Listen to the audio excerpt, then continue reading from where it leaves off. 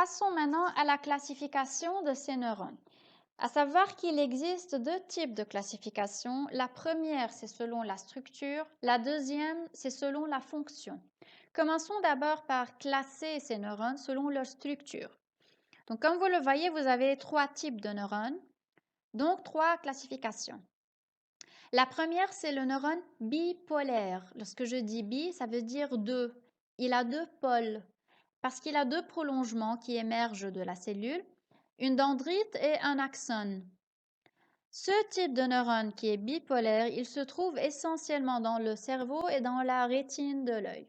Donc, vous avez là le premier prolongement qui est la dendrite, le second prolongement qui est l'axone. Lorsque vous voyez que le corps cellulaire est au milieu et les deux prolongements sont chacun d'un côté, vous nommez le neurone bipolaire. Vous avez un autre type de neurone qui est le neurone multipolaire. Ce neurone, vous le voyez, vous allez le voir beaucoup parce qu'il se trouve au niveau du cerveau et de la moelle épinière. Et nous, cette année, nous allons travailler beaucoup avec la moelle épinière. Alors, vous allez beaucoup voir ce type de neurone. Il a de nombreux prolongements qui émergent du corps cellulaire, qui sont nommés les dendrites. Les voilà, c'est comme une étoile. Et un seul axone. Vous le voyez, un long prolongement, c'est un seul axone. Alors, ce type, comme j'ai déjà dit, il se trouve dans le cerveau et la moelle épinière. Vous avez un troisième type qui est nommé le neurone unipolaire. Il a un prolongement qui émerge du corps cellulaire et qui se sépare en deux prolongements, l'axone, et qui se termine d'un seul côté par des dendrites. Ce type de neurone unipolaire aussi, vous allez le voir beaucoup au niveau de la moelle épinière. Il est présent au niveau des nerfs rachidiens et surtout dans la racine dorsale. Si vous vous rappelez de la forme de la racine dorsale, on a dit qu'elle contenait un ganglion spinal, un renflement. Ce renflement, en fait, plutôt la racine, elle est renflée parce que c'est le lieu où se trouve le corps cellulaire des neurones unipolaires. Donc, pour avoir de la place pour ces corps cellulaires, la racine se renfle, elle forme le ganglion spinal. Alors, d'après ce que je viens de dire, où se trouvent, à votre avis, les neurones unipolaires? Ils passent par la racine dorsale ou bien par la racine ventrale?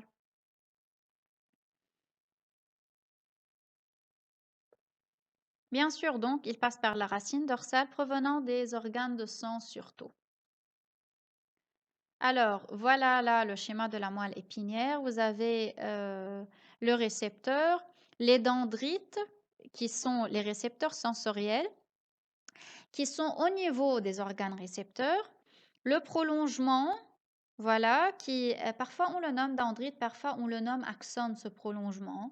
Donc pour vous, c'est la fibre nerveuse. Lorsque je dis fibre, c'est soit la dendrite, soit l'axone. Ok. Donc le message est transmis, il arrive au corps cellulaire, là au niveau du ganglion spinal de la racine dorsale et continue son chemin. Et comme vous le voyez là, le neurone qui passe par la racine ventrale, il est un neurone multipolaire. Donc, neurone multipolaire dans la racine ventrale, le corps cellulaire est dans la substance grise, et neurone unipolaire qui passe par la racine dorsale. Passons maintenant au deuxième type de classification, qui est la classification selon la fonction. J'ai déjà fait passer un peu cette fonction en expliquant quelques schémas. Donc, à vous maintenant de compléter les phrases. J'ai d'abord un neurone sensitif que je peux aussi nommer neurone afférent. Ce neurone, il conduit les messages D, O. Il a une conduction centripète. Je vais expliquer tout cela par la suite, mais à vous de continuer. Ça veut dire il conduit les messages de qui vers qui. Et pour le reste aussi, vous avez à les continuer. Alors, les voilà. Neurone sensitif qui vient des organes des sens. Je dis qu'il est afférent. C'est parce que le message arrive au système nerveux central. Donc, il conduit les messages des récepteurs au, lorsque je dis SNC, c'est système nerveux central. C'est l'abréviation, l'acronyme. Donc, c'est une conduction centripète. Tous ces termes sont à retenir, s'il vous plaît. Je répète, le neurone sensitif, je peux le nommer neurone afférent, c'est parce qu'il le message, il conduit le message qui arrive au système nerveux central. Donc A afférent, A arrive. C'est une conduction centripète. Par contre, vous avez une autre conduction nommée centrifuge. Donc c'est le message qui s'éloigne. Juste, on va la voir là. Alors le neurone moteur qui est là, c'est le neurone multipolaire.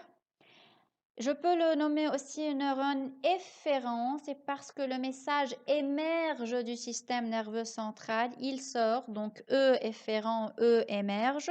Prenez note de tout cela. Il conduit les messages du système nerveux central aux organes effecteurs. Voilà, du système nerveux central qui est la moelle, aux organes effecteurs. Je dis qu'il a une conduction du message centrifuge. Comment retenir centripète et centrifuge? Un code entre nous. Pet en anglais, c'est l'animal domestique. L'animal domestique, c'est c'est un animal qui vous aime, donc qui vient vers vous. Alors le message qui vient vers le centre nerveux, c'est un message centripète. Il vient vers le centre nerveux. C'est pas scientifique, c'est juste entre nous pour retenir. La condition centrifuge, c'est le message qui fuit, ça veut dire qui s'éloigne du centre nerveux. Alors je le nomme message centrifuge. En suivant juste les flèches qui ne vont jamais, jamais, jamais changer. C'est toujours récepteur, face dorsale, moelle épinière, face ventrale, corne ou bien racine ventrale, et puis organe effecteur. Le sens des flèches ne changera jamais. Vous avez un troisième type de neurone. Selon sa fonction aussi, c'est un neurone d'association. Ça veut dire qu'il va relier, ou bien il est nommé interneurone la plupart des fois. C'est le neurone qui est en mauve qui est là. Il est toujours présent entièrement dans la substance grise de la moelle épinière. Et il est trouvé uniquement dans les centres nerveux, que ce soit cerveau et moelle. Il reçoit des messages des neurones sensoriels ou bien des neurones sensitifs et les transmet aux neurones moteurs que je nomme aussi motoneurones. Donc, j'ajoute à toutes ces définitions le neurone d'association ou l'interneurone. Je répète, il est placé entre les deux neurones, bleu et rouge, donc entre le neurone sensitif et entre le motoneurone ou bien le neurone moteur. Il reçoit le message du neurone sensitif, il le transmet au neurone moteur pour que celui-là le transmette à l'organe effecteur.